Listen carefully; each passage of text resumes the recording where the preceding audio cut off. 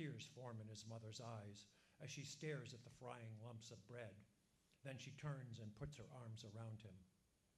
Don't ever forget who you are.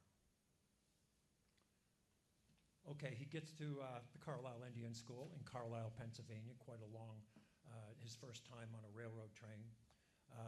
The Carlisle Indian School was a co-ed school, co-ed military school, and only certain activities were separate. And Antoine, the first day, realizes that he's not going to be killed, and that he's ahead of many of the kids who are going there because he already speaks English. And he, because he's immediately smitten by this girl who at lunch asked for volunteers to be in a play, and he volunteers and then finds out that he's the only one who volunteered, and so he got the part. He's kind of stuck trying to learn his part for the big Thanksgiving celebration. Dinner is simple, but there's enough bread to make you full, just like lunch. And Antoine feels some of the tightness fall away from his arms and chest. He's not starving here, and so far nobody, teacher or student, has tried to hit him. In his whole time under the nuns, he only got one swift rap on the knuckles from Sister Ursula, who carried a wooden yardstick she used to point out things on the chalkboard and to deal out punishment. Getting along with white people, his father says, is like canoeing down a fast river.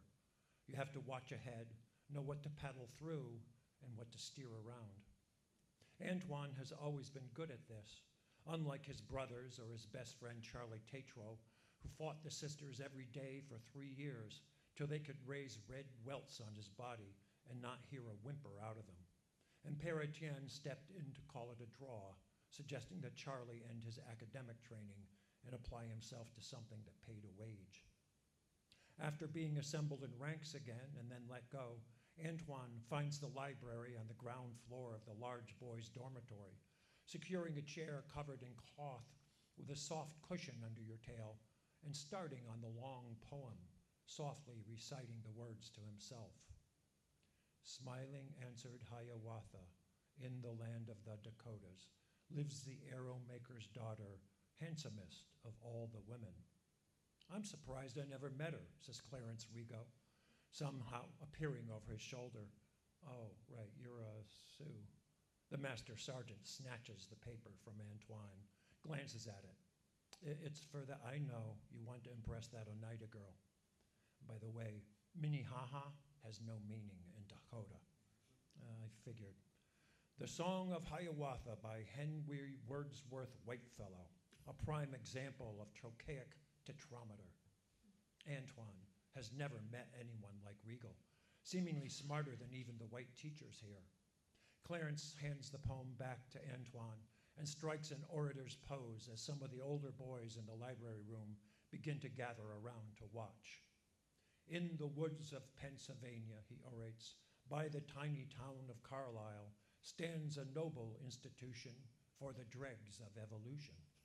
Antoine realizes that Rigaud is reciting in a sing-song rhythm that is probably what the trochaical thing means, something almost like a steady drum beat. Cropped of hair and dressed as soldiers, we must learn to wield utensils, eating oatmeal and molasses, or be belted on our asses. The older boys laugh. Rigaud must have performed the real poem at some point during his stay here. He breaks the pose, looks back to Antoine. We could use you in the club. Club? The other master sergeant, Jesse Echohawk, is there. The Invincible Debating Society. As opposed to our rivals, says Clarence, the Standards. Jesse sits on the broad arm of Antoine's stuffed chair.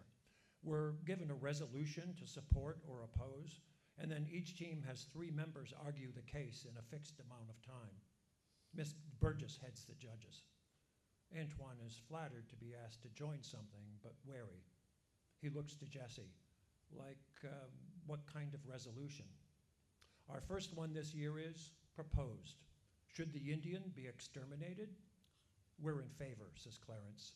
They're against.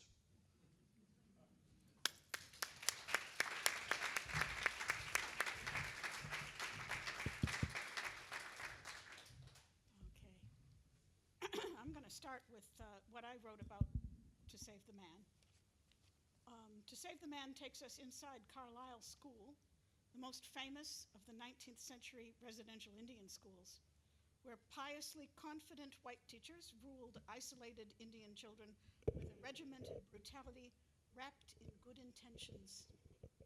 With kaleidoscopic empathy, John Sayles takes us by turns into the minds of those teachers and of the students whose resistance to bewildering tyranny is both heartbreaking and magnificent.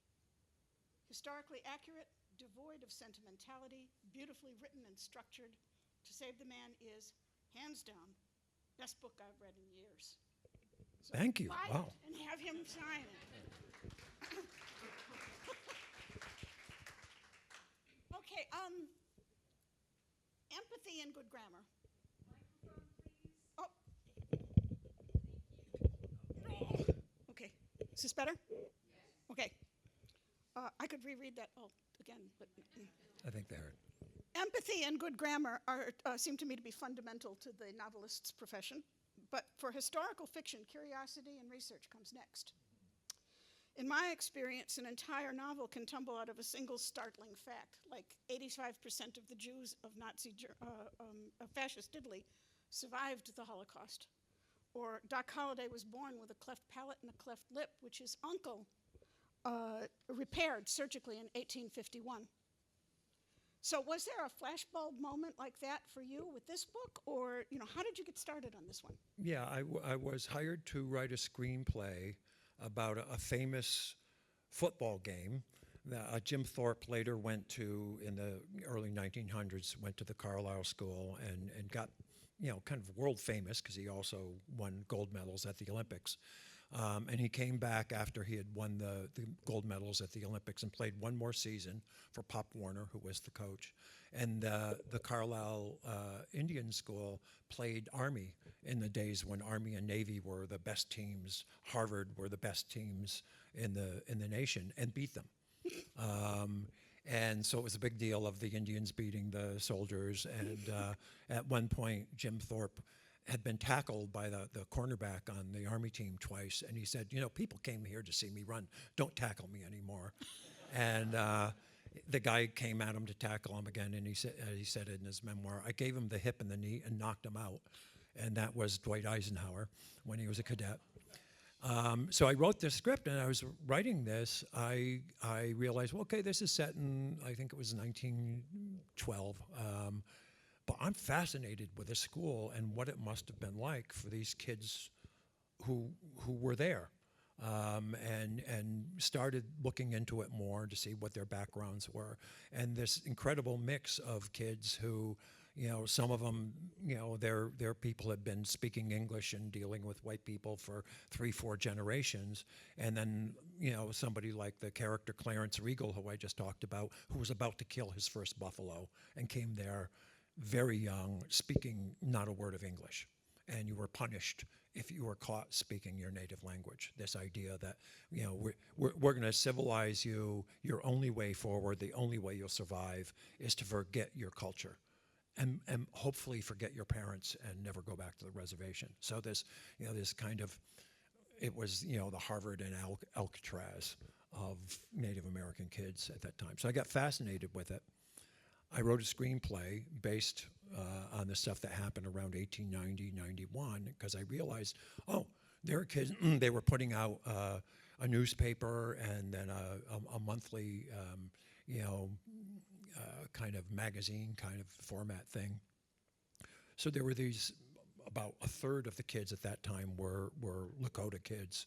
And they can read the local newspapers, and they're reading about this train wreck that's about to happen in the former Dakota Territory where the Sioux reservations were, which was the beginning of the ghost dance that ended with the Wounded Knee Massacre, and what it must have been like when you're reading about this.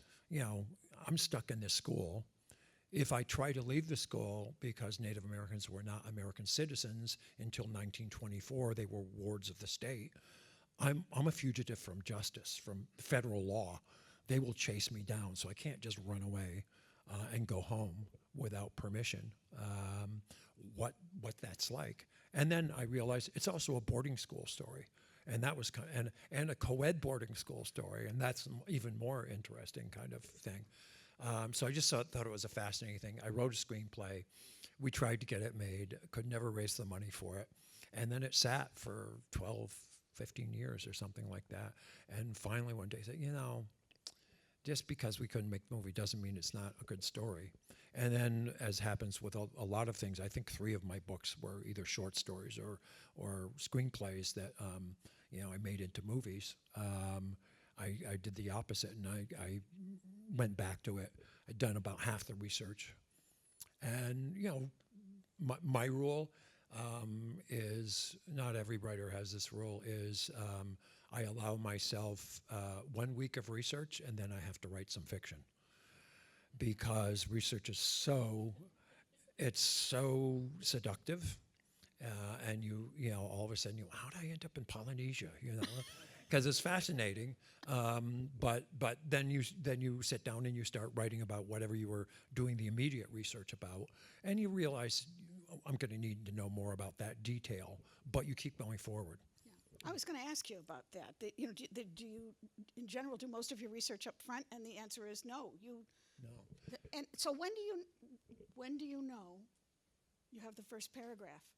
Do you hear dialogue or? Yeah, the first paragraph, because the book is couched in this kind of, it's like most of my novels written in the present tense, but there is it starts with something that happens a couple years after the events of the book. Mm-hmm. And it's that character, Antoine, hopping a freight, and he runs into this Polish kid from Chicago who's also hopping the freight, and they're both kind of, penniless and have holes in their shoes, and he starts telling his story because the kid is fascinated. He's never met an Indian before. Mm-hmm. So I knew that part was going to be, for the movie, that was going to be the book. You knew what you were aiming at. Yeah. But then you just get drawn deeper in, and you say, well, very little is known about Miss Burgess, as mentioned in that little story I told.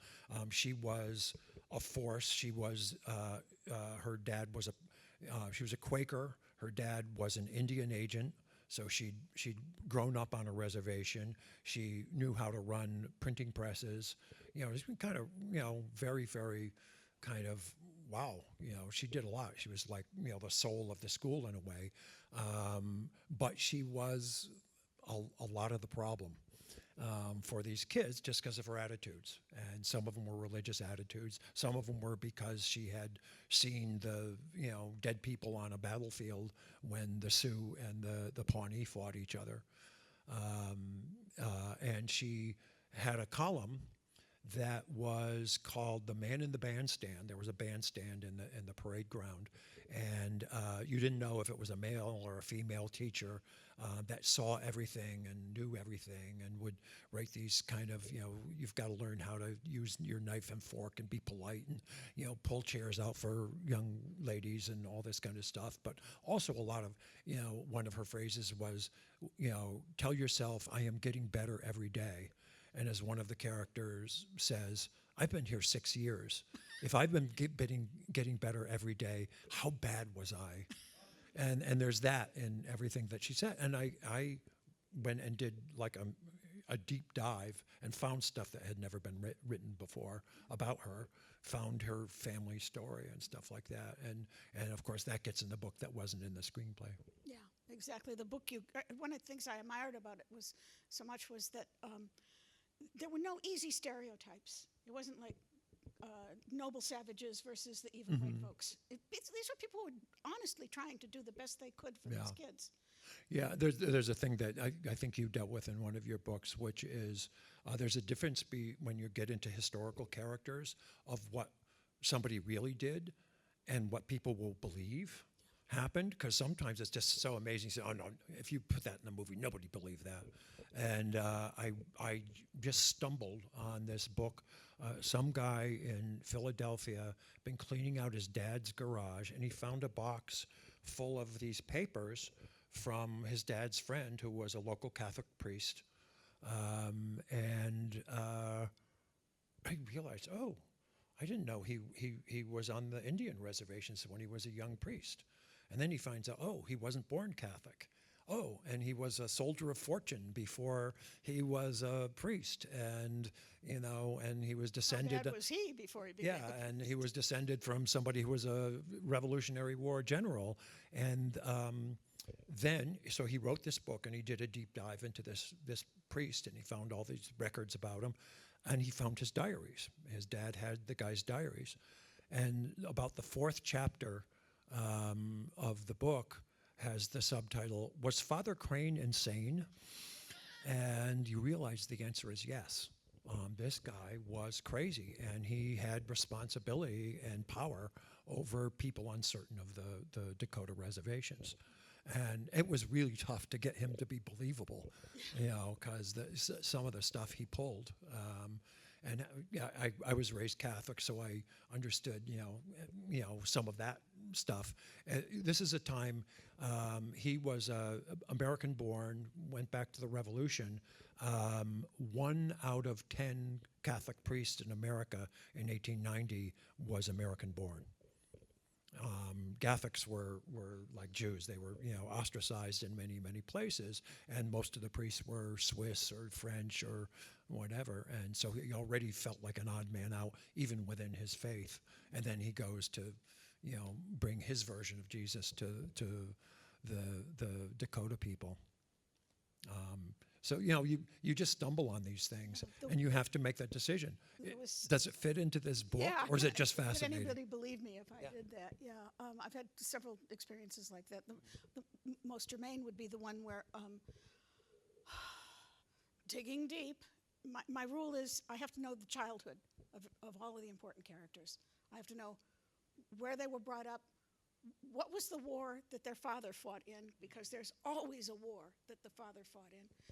And I came across the diary of a lady, Mrs. Rousseau, who had been in a wagon train that was led from Iowa to California by Wyatt Earp's father, Nicholas Earp. The boys were teenagers at this point, and so you didn't hear about Virgil or Wyatt or any of them, right? You just heard about Nicholas, who was the most profane, violent man I have ever had the unhappiness to encounter. And she said that he would not only beat his own sons, he would beat other people's children. So it was like, whoa, okay, now I'm beginning to see where Wyatt's coming from. And that's something that you can, again, you have to do an uphill battle against what people have been taught to believe. Yeah, and especially with, because I often have a mix of historical characters and then people I've made up or kind of composites. And the historical characters are tougher in a way, because you want to be honest about who they were, and then they've got to fit into the narrative somehow. Yeah, my rule is always I will not contradict known fact. Yeah. But the novelist's job is to do the emotional connective tissue between these points of fact and make them understandable as human beings. And that's, I think you've done beautifully in this book. How do you organize your research notes? Do you have like boxes or computer files or bags of notes from? Yeah, I'm afraid computers came to me late, and so we got lucky and we cleaned out a barn by getting our stuff archived at the University of Michigan. And so they have a lot of the stuff, and the poor people who have to organize this, I have, kind of lined notebooks, and I write most of my notes by hand because I don't have to be on a computer and reading something at the same time. And I just work on one project, and then I may have a movie script that I have to do something on, and then I work on so each of those notebooks has maybe 6 to 8 things on the front of it, and but there may be 6 other notebooks that have notes from that project on it. So when you went back after 15, 20 years to find this, did you have to go back to the University of Michigan and dig that stuff out? Luckily I had all those things, but I had to do a lot of digging and reading this stuff. And I said, well, why did I write that? Is that germane? And then every once in a while you say, oh, wow, yeah, that's good. I had forgotten that. So yeah, I'm not that organized, but I have faith in this. I maybe shouldn't, but if it was really good, I think I'll remember it. Not if it came to you at 3 in the morning. No, yeah. No, you always have to have a paper on the side of the bed, and because otherwise I'll repeat the line to myself over and over. Yeah, again, yeah, because you I'm don't so want to afraid forget I it. won't remember it in the morning. Yeah. So I just learned, write it down. Yeah. Wake up, write it Yeah. down. So I have a lot of little slips of paper, right. and you go through the pile of them, and then you put it on a bigger piece of paper. I hope you don't lose that. A lot of mine came to me while I was driving to the grocery store, and I'd pull over and I'd write it on the back of a checking deposit slip. That's how old I am. Remember checkbooks? Yes. Yeah. Writing can be very isolating. Mm-hmm. You're in a room, all by yourself with your imaginary friends. Mm-hmm. Do you work with a team of test readers as you write, or do you just soldier on by yourself and then spring it on the world? I pretty much do it myself. Yeah. I also am very lucky in that when I'm working on something, I'm fairly undistractable. So I write in bus stations. When I'm writing screenplays for people, I don't tell them this, but I have occasionally written pretty good scenes while I'm watching basketball or football on television Baseball. with the sound turned off. And because there's commercials, you write during the commercials, and I'm because I made my living as a screenwriter. I often would have one or two projects in different stages going as a screenwriter at the same time I'm writing a novel. Mm-hmm. I got my book Los Gusanos. I got very busy for about 3 years, and I had 50 chapter kind of ideas. And I had written about maybe 85 pages or something, and then I just stopped because I had all this other work, and we were making movies at the same time. And then I had some time to come back to it, and I read the first 85 pages, and I read the chapter headings, and I said, I see the arc of the novel. I think I know what I'm doing here, but I've got some dead body in the trunk of a car, and I forget why he was put there. So I have a scene where these cops are saying, well, who do you think? No, I don't think that's it. Well, one of them says this is going to remain one of life's unsolved mysteries. Because I couldn't think up of a reason I put him there. There you go. I'm mentally blind. The technical term for it is aphasic. Mm-hmm. I have no mind's eye. I can't picture things in my mind. It's all verbal for me. But I hear every word that I write or read. Yeah. Which drives my husband crazy because he'll try to talk to me when I'm reading, and I got talking in my head. Voice is a very important part of your novels. Mm-hmm. But you're also a screenwriter, filmmaker. How much overlap is there in that Venn diagram?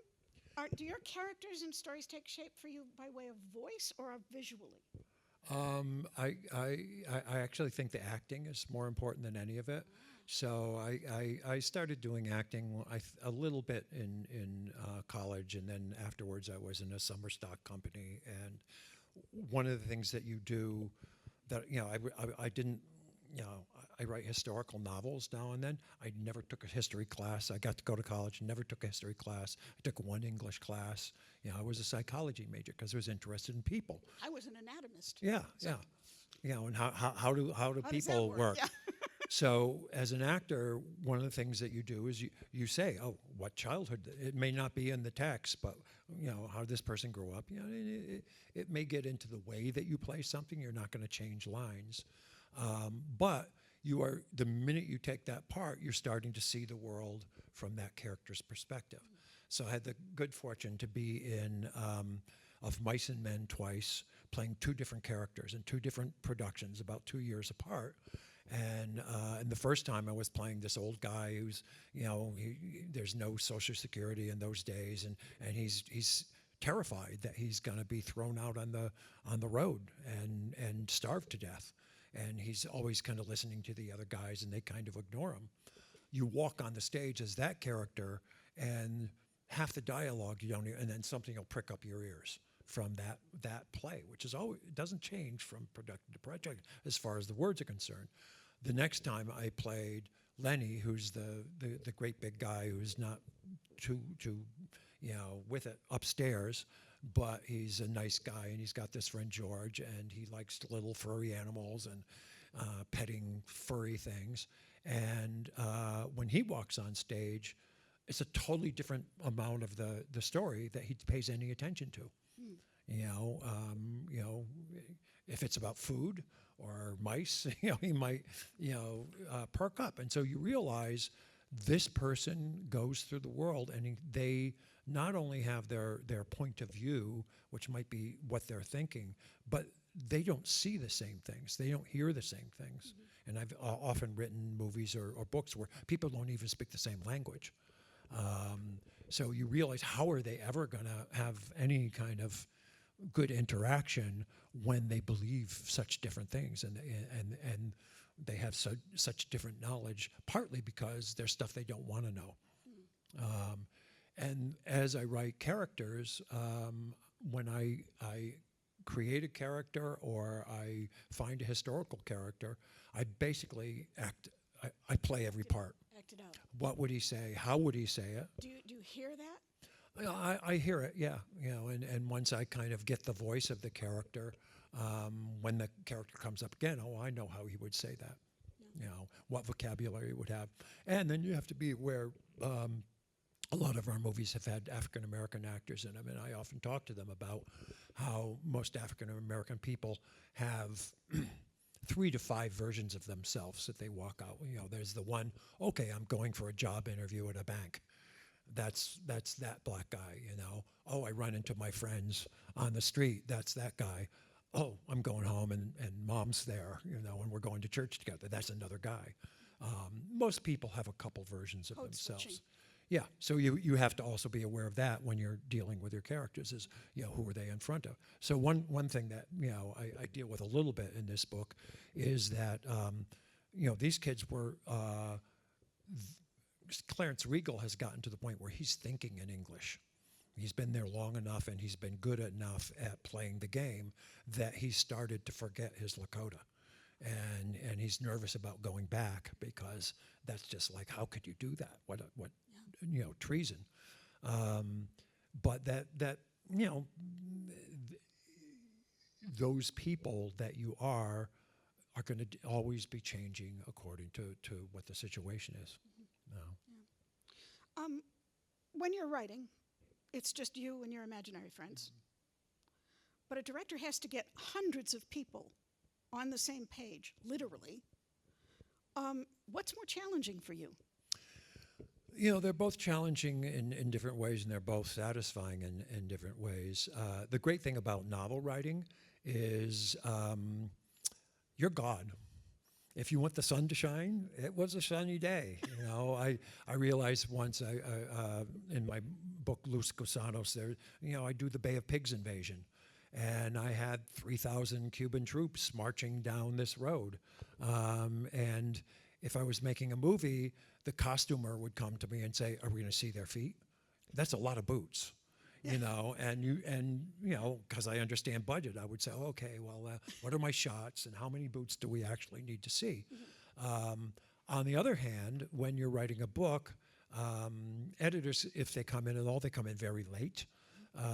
While you're writing a movie that you're going to direct, you've got production designer, you've got a cinematographer, you've got the costumer, you've got, all kinds of people. Notice that he hasn't even mentioned actors yet. Yeah, and they're going to do their interpretation. They're not going to change any lines, but they're going to do their interpretation. But you've got all these people who are there to together make something even better than that script, which is just an outline. So there's that part of it that, we're going to get something 110% of what I wrote before. Whereas with a book, you can pretty much write anything you want, but you got to do it on your own. Yeah. Do you storyboard the novels, or does that just work for film? One of the nice things about writing a historical novel is when you pick, okay, it's going to start in this date and end in this date. Somebody's written the plot for you.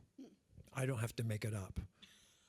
But where I plug my characters into the plot is up to me, and the story I want to tell about that 3 years. This book is really only about 6 months or 7 months, but I know day by day what was happening, what the weather was like. It's not that long ago that it's, lost in time. So I have that as a guide, but I often start out and then you get more interested in one character and say, well, maybe they'll come back. Maybe they even have an arc of some sort. Yeah. Maybe they stay the same person they were through the whole way through, good or bad. But maybe they're changed by something. And if they don't interest you, well, then you ask yourself if you need that character. I kill them. Yeah. Yeah, and sometimes you decide, I don't like this guy, I'm going to actually kill him. Yeah, yes, exactly. I'm going to I'll really. give them 6 chapters to say something funny. Yeah. Just bored me. And then they're gone. There was a filmmaker named Alan Dwan who he started working in silent movies as an actor and director, and then he ended up in making talkies. I think The Sands of Iwo Jima is his most famous movie. He used to put all the characters from a screenplay in a circle, and then start drawing lines. Does this character have a scene with this one? Do they have a relationship with this one? And he said, you look at the circle when you're done, and if there's a character who only has one line, you say, do you need that character? Or can you combine him with another character? Or glue him into a couple other people somehow? Yeah, interesting. I have just one last thing from me before we turn it over for questions from the audience. I found out on Wikipedia that you are a whole month younger than I am. Aha, wow. So we are both 75. And I just wanted to know, do you take naps? Yes. Yeah. These days I do all my exercise in the morning. I usually play basketball, and if it's warm enough, I swim. And then about 2 or 3 o'clock. 3 o'clock in the afternoon. Yeah. Good idea. I wake up when I know what I'm going to make for dinner. No, that's good. Yeah. Okay, so do we want to hand people? Yes, so please feel free to raise your hand. I'm going to go around with a microphone so everyone can hear, and you can ask your question. Thank you, John, for being here and sharing your scholarship with us. I'm curious on 2 things. Number one, you said early, I do an hour of research, then I start writing fiction. A week. A week? Yeah, a week Okay. of research, yeah. So are your books fiction or nonfiction? They're fiction, Okay. definitely.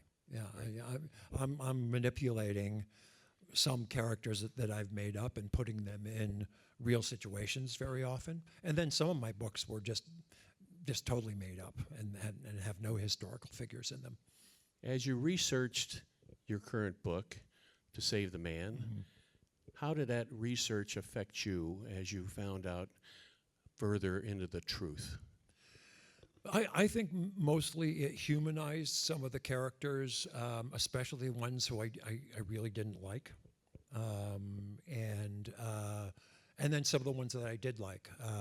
This woman, Mariana Burgess, who at first I thought, oh God, she's the awful religious school marm lady who's kind of a blue nose, and she doesn't want anybody to have any fun, and she thinks she knows the right way to do everything. And then and this was not commonly known. I dug into it. Oh, she was raised partly on the Pawnee Reservation, and her father was a failure as the Indian agent. She saw the aftermath of this slaughter, and her father let the Pawnees go on a buffalo hunt, and they ran into their bloodlong enemies who slaughtered half the tribe. Her 2 brothers, who also grew up on the reservation, became Wild Westers, like Buffalo Bill, and one called himself Pawnee Bob, and the white chief of the Pawnees, and went around doing these shows, which embarrassed the hell out of her. It just humanized her. And then another character, she appears in the book as Miss Redbird, is based on an incredible woman named Zitkalasha, which means Redbird in Dakota. And she was somebody who wanted to go to a white school because she thought they got beautiful red apples every day. She goes to this, I think, Quaker school maybe in the Midwest, and then moves on to another school. She was a musical prodigy. She ended up, playing violin at Carnegie Hall, writing an opera. She was a debate champion in college. And then she taught for a couple of years at the Carlisle School and just felt like, oh my God, I feel like a traitor. I'm not helping these kids, I'm helping them lose something. And then she became one of the starters of the Pan-Indian movement, one of the people who got Native Americans to be citizens in 1924. She was the first person in the Atlantic magazine in 1900 to write about the people who were being, the Osage people who were being murdered, in Oklahoma for oil money before anybody else was talking about it. Wrote a famous essay also in the Atlantic called Why I Am a Pagan, because she had, her mom had gotten very Christian and she went in the opposite direction. And so just kind of catching that incredible person when she was 20 years old and she's in her first hours at the Carlisle School and saying, oh my God, I think I've made a big mistake here, was, that it just deepens the character. Okay, next question.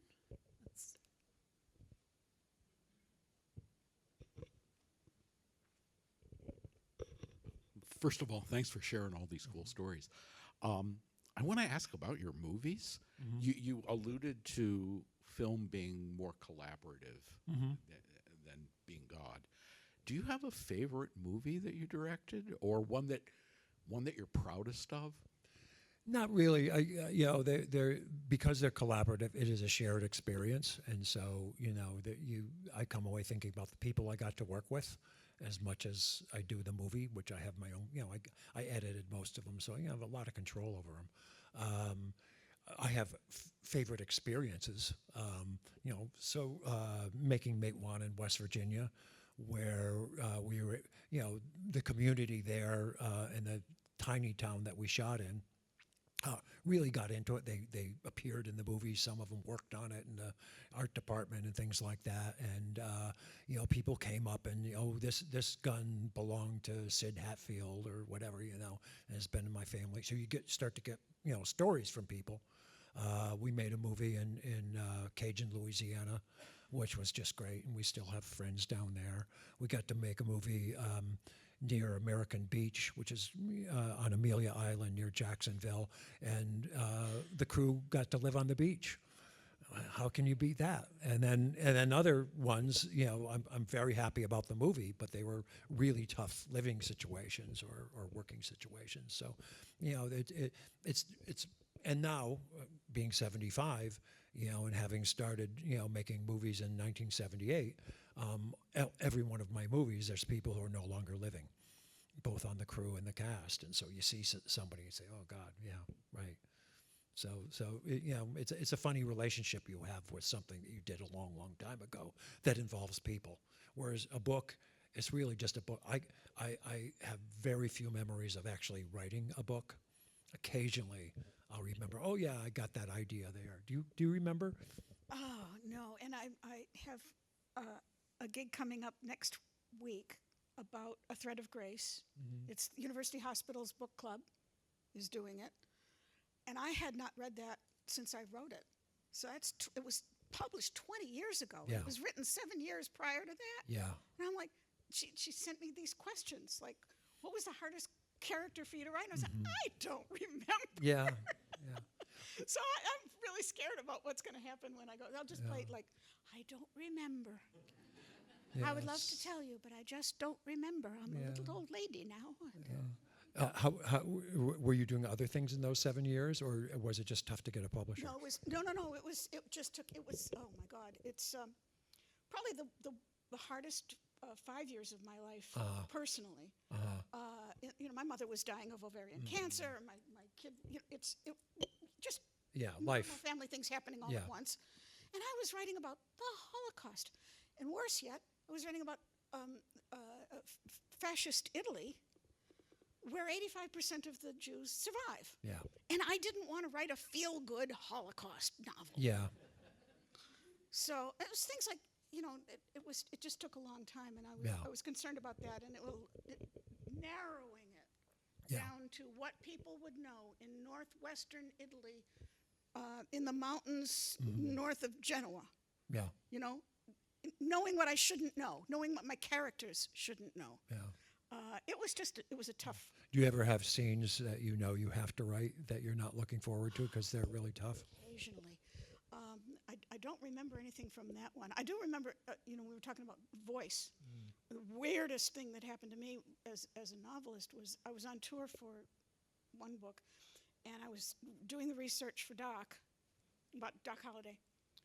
And I woke up in the middle of the night, and I swear to God, I heard him say, "Write this down, darling."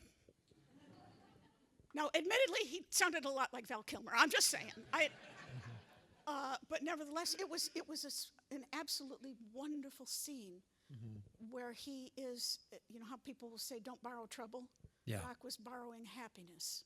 Uh, Everybody thought he was dying, and he was asking people, "Tell me about a day when you were happy," because he was borrowing happiness. And it just was there. Wow. It was just all there, and I got up and I, by God, wrote that down, and it got into the book just the way it was. So. Okay, I think we have time for one more question, and then we're going to need to move to the book signing. So, Keith Hamas first. I wondered, have you visited both the Carlisle School, the site, and Wounded Knee? I have been through Wounded Knee. I didn't know I was going to write the book about it then. It was probably about 8 years after the modern day Wounded Knee shootout. Just hitchhiking around the country. The Carlisle School is now it was originally a barracks built during the Revolutionary times. When you were punished, you were put in this little stone thing built by Hessian prisoners, if you got caught speaking your language. And then it was burned by Jeb Stuart on his way to Gettysburg. So it was a lot of ruined buildings. And then Captain Pratt, when he had this idea of the school, went to the Army and said, well, those barracks are still there, and my Indians, and his first group were 18 guys who had been in prison in Florida. And, he kind of actually did a very good job of keeping these guys alive in, awful conditions. And they said, we want to go and learn the white man's path from you. They'll do all the work. They'll fix the buildings up. Then it went from about the late 1870s until World War I, and then the government, because it was funded by the government every year, he had to go and ask for more money to keep the school going. World War I, that we need the barracks back, and now it's the Army War College. But you can take a tour and see where Jim Thorpe did this or that or the other thing. Just wondering, with the Park Service, if they've changed the narrative. Well, it's not the Park Service; it's the U.S. military. And so one thing that has happened in the last 15 years, I'd say, starting with Apsaroka woman, Crow woman, and then more tribes are coming to repatriate the bodies of the children who live there. So I got very lucky. There's a woman named Barbara Landis who was the librarian in Carlisle, and worked with the Historical Society as well. And when I went to do my original research, I said, do you have anything from the Carlisle Indian School? I know you've got town things. And she said, it's amazing. The Army didn't know what to do with this stuff, and they were worried it was going to get lost. So they just dumped all these boxes on me. And she took it upon herself to start organizing them. And then when computers came in, digitizing them. And so now there's a website where if you had a relative who went to that school, you just send their name in. And every time they appear in the records or the literature that they put out in the school newspaper or something, they'll tell you what they know. And she's retired now, but to this day, a lot of the people, because she was the person who, when they came to repatriate the bones, said, how do we deal with the military? And she's dealt with them for so long. You do this, this, and this, and this. I mean, they moved the cemetery 3 times. the Indian cemetery 3 times and mixed bodies up and stuff like that. So, I think they're pretty happy. They'll be very happy if all the bodies are repatriated, because it's just not happy history for them either. And they want it to be a military installation and have nothing to do with Indians. Well, thank you so much to both of you this evening for the conversation. It was fantastic. If you would like to meet John, you have more questions for him, or you'd like to have a copy of his book signed, please stay with us now after the program for the author reception. Copies of his book are available for purchase at the back table through the Learned Owl. And thank you so much for coming. Thank you.